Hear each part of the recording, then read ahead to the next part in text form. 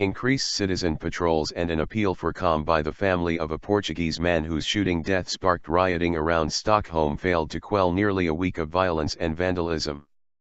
Cars and buildings have been set on fire around the capital every night since May 19, including an elementary school Thursday night.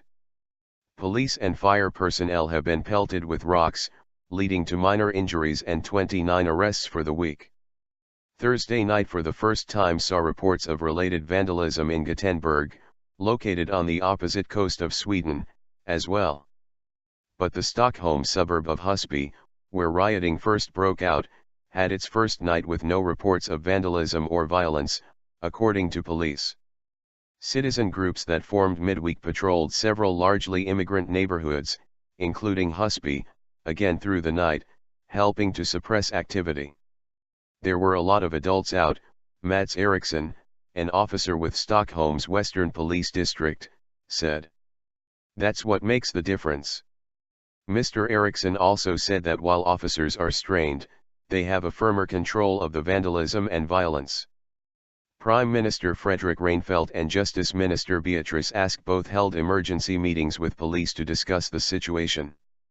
Another factor cited for the relative calm in Husby, about 15 kilometers, 9 miles, northwest of central Stockholm, was the plea for peace by a relative of the man shot by police there nearly 2 weeks ago.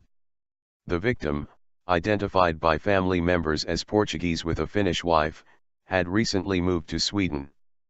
Police have said they confronted him on May 13 after he had been walking the streets in Husby wielding a knife.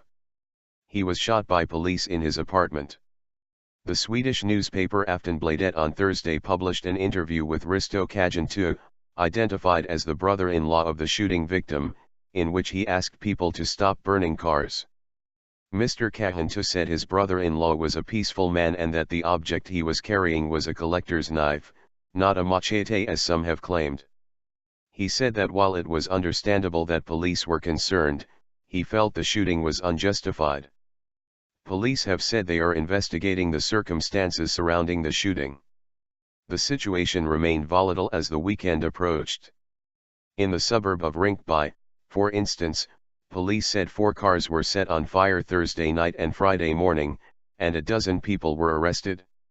The burning of the Kista Montessori school near Husby raised additional concerns.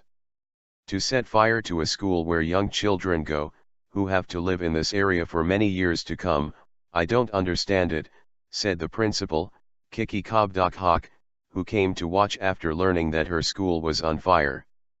A neighborhood patrol had visited the site just 30 minutes before the blaze was believed to have begun, but members said they had seen nothing suspicious.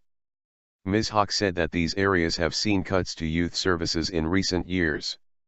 She said that while she understood these were troubled areas, there has to be better ways to vent your frustrations than torching a school.